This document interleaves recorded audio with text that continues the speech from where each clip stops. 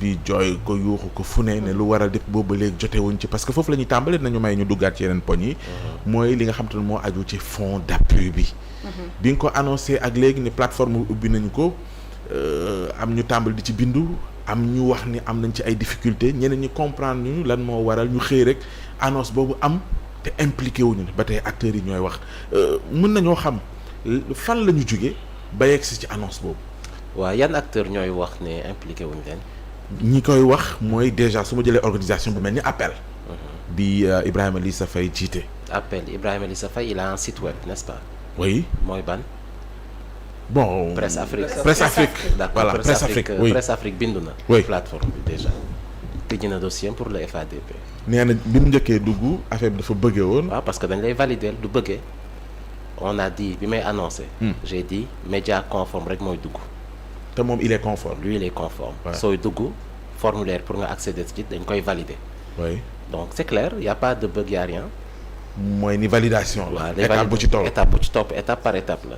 donc tu accèdes uniquement si tu es média conforme da ngay dugg sa compte boo duggee sa compte nga jéem a accéder ci formulaire bi tu demandes l'autorisation on t'autorise tu accèdes au formulaire. Maintenant pourquoi tout ce tintamarre autour. Ben il faut leur demander hein. non c'est comme ça parce que munoo toog. non moi j'ai pas fait de tintamarre. mais ñun bëgg nañ xam. c'est-à-dire l'autre acteur j'aurais aimé que tu me dises l'autre c'est le CEDEPS. tu vois c'est important. wax na ñeneen ñi it génn nañ wax. lan moo xew exactement. non CEDEPS ak appel ñoo wax n'est-ce pas. le CEDEPS j'en ai beaucoup ri quoi ma ne c'est qui le patron du CEDEPS. ñu ne ma diw. c'est Mamadou Ibra Kane. waaw il a quel média. il est patron de quel média. dafa tëj làmb. waaw donc il est pas concerné. en quoi le FADP le concerne. mais entreprise yi le coiffé. oui mais ce n'est pas Mamadou en tant que benn entité.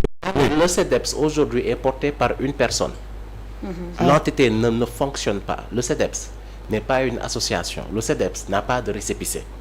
ah oui c'est ça la réalité du CEDEPS. donc c'est pour ça j'essaie de vous faire prendre conscience de ceux à qui ñi ngeen xamante ni waaw pour ñi ngeen di jox maanaam crédibilité bi ñu ba ngeen yaakaar ni y a une tollée tintamarre bon c'est des maa ngi jégalu quoi bu ngeen am yëpp dañuy invité maa ngi fàttali ñun dañuy inviter les patrons individuellement oui mais bon invité patron nga invité cap boole leen ci dañuy ñëw te xam nga nit mënul ñëw sa rencontre nga dàq ko donc mais de ce point de vue ñun suñu dynamique dafa leer acteurs yi conforme góorgóorlu li yoon wax code de la presse wax ñu koy jëfe ñooñu la ñuy waxal moo tax quand ñeneen ñi bu ñuy coow man franchement ñun ça ne nous intéresse même pas duñ leen sax déglu l'autre élément tamit mooy nan lañ def ba yegg si fii daaw dafa amoon audit FADP on est d'accord ñu gis ci ay maanaam dérive yu bëri yoo xamante ni suñ koy résumer rek mooy sur les 500 et quelques médias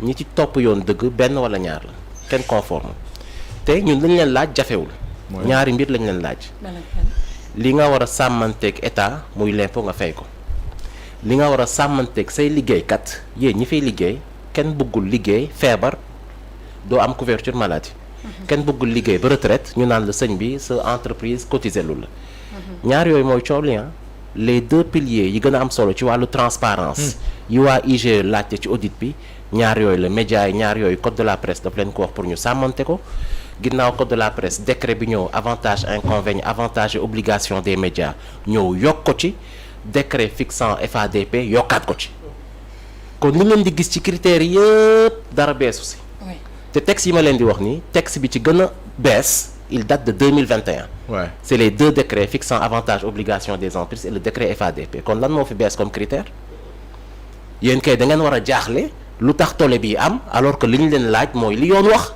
ça veut dire que ñii ñëpp ay jalgatikat yoon la ñu woon ñaareel bi mooy da nga doon dégg daawoon est-ce que coow lu yëpp daan na am ci FADP daawul am parce que les gars dañ ko doon def en catimini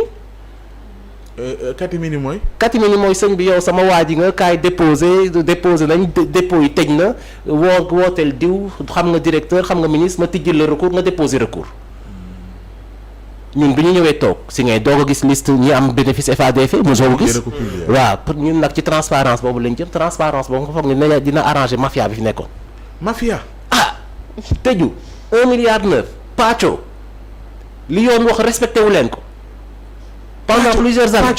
C'est du partage. Si c'est pas du partage lan la bu fekkente ni loi daf la wax yow sëñ bi sa entreprise dafa grave. mais looloo am parce que si les critères légaux et réglementaires ne sont pas respectés c'est du partage point barre point barre xam nga rapport IGE dafa confidentiel ñun dafa am ay parties yu ñuy jox pour ñu joxe sunuy xalaat lan ngeen ko xalaatee mais ñun parties yi ñu jox yëpp xam nga lan moo ci nekk ordre de recouvrement ordre de recette maanaam ñi laal xaalis bi nañ leen jox ordre ñu dem delloowaat xaalis bi parce que ni ñu ko jotee du yoon c'est ça la réalité li dëgg am li amoon ci média yi li ñu leen jot a wax nag ci rencontre ci ñu am yépp yow ñëw nga concertation waaw ñëw nga rencontre consolidation rapport assise ñëw nga rencontre maison de la presse test plateforme ñëw nga rencontre am na ñëw ministère ñu ne leen indi leen 10 médias ñu dugg ci plateforme bi testé ko ça fait 3-4 mois qu'on parle de ça yoo xam ne ci lii rek la ñuy daje conseil de gestion réunir joxe décision pour les organes de gouvernance ñu soumettre loolu président du conseil de gestion ñu génn ci loolu ñu ne leen léegi c'est clair guichet unique moo fi nekk déclaration média Sénégal guichet unique boobu lépp lu am relation média état ça va passer par là-bas c'est très transparent c'est une vitrine tu es conforme tu passes tu n'es pas conforme tu passes pas quand il y a une liste ñu publier ko bu ñu joxe FADP bu ñu paree au lendemain on publie yow nga bokk ci travaux yooyu yëpp ba ñu ne tijji nañ nga ne non plateforme bi baaxul ñun yëguñu tinuñu sëñ bi c'est quoi le problème. kon ñoom lii ñu naan yëguñu tinuñu ñoom ñoo ko fekk. yow consulter sa tablette bi nga xool l'historique des rencontres ministère acteur des médias ADPME test plateforme on a eu 3 rencontres dédiées sur plateforme bi kese est-ce que lii baax na baaxul dindi leen yokk leen reformuler leen nañ ko defaat. moo tax Moustapha forcément parce que je me dis yéen boo leen di suivre les événements les actualités qu'on vous convie vous n'avez pas besoin de m'inviter da ngeen di xool l'actualité et vous dégommez les arguments de ces gars-là. oui là n'est pas la question il y a le public bi ñuy non le public nous suit le public qui nous suit le public nous suit très bien aussi ça le public am cher bi que ñuy mën a le problème c'est pas le public si vous faites de l'écoute sociale et que vous avez des outils de veille booy def l'analyse des tendances bu ñu toppoon tey ce que le public veut FADP duñ ko tijji. lu tax les Sénégalais ne pensent pas que les médias à l'état actuel méritent un accompagnement ou un appui de l'État. lu tax parce que ni ñu ko gisee patron de presse lañ ko gisee perception bi ñu ci am mooy un groupe qui faisait pression sur les régimes antérieurs qui monopolise quelques médias forts et qui sur la base ci loolu ñu am kàddu bi ñu am bu ñu tegee pression ñu jox leen lii mais loolu jeex na.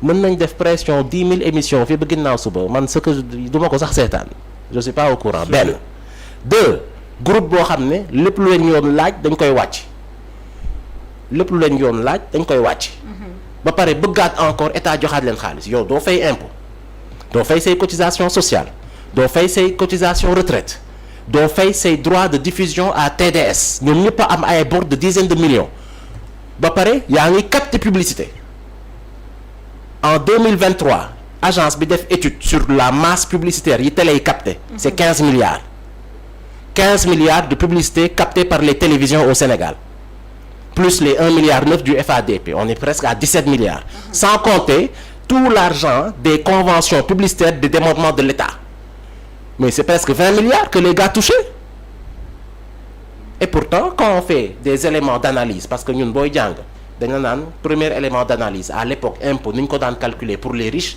dañuy xool sa kër gi na mu mel rafet na loo ci tabaxee marbre ban oto ngay dawal charrette Range Rover mais quand on analyse les indices de pauvreté à visu ces gars-là ne sont pas pauvres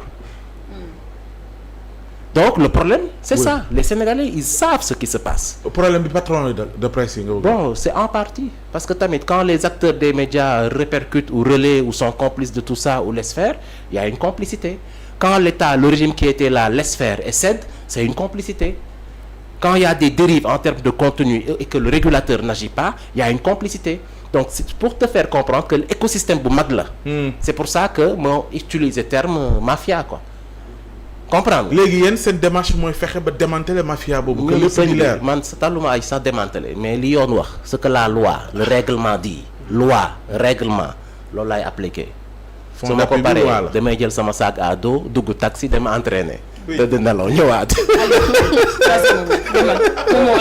Habibou dafa am ci communiqué bi nga xam ne CDEPS def na ko.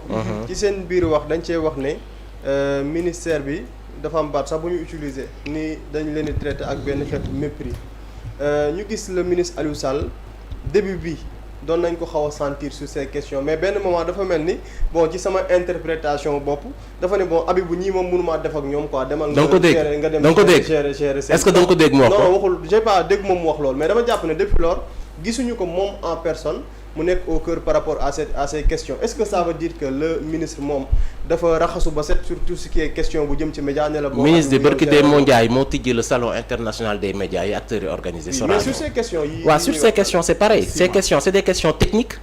c'est des questions techniques chef d'État ci boppam toog na acteurs des médias yi wër ko débat 4 avril mu ne leen sëñ bi moi je veux des directeurs forts. loolu jeexal na wax. L'époque là où le ministre était un ministre politicien di viser charrette di def c'est révolu. Le ministre décline les grandes orientations